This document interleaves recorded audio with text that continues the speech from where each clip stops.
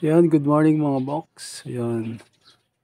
Ngayong araw na to mga box, gagawa tayo ng saranggola kasi maganda yung panahon eh.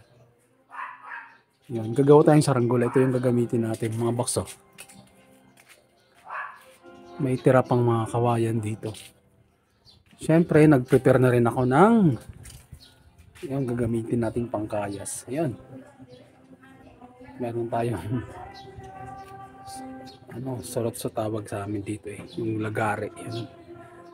Yan, nakapili na ako ng isa mga box ito. Medyo to eh.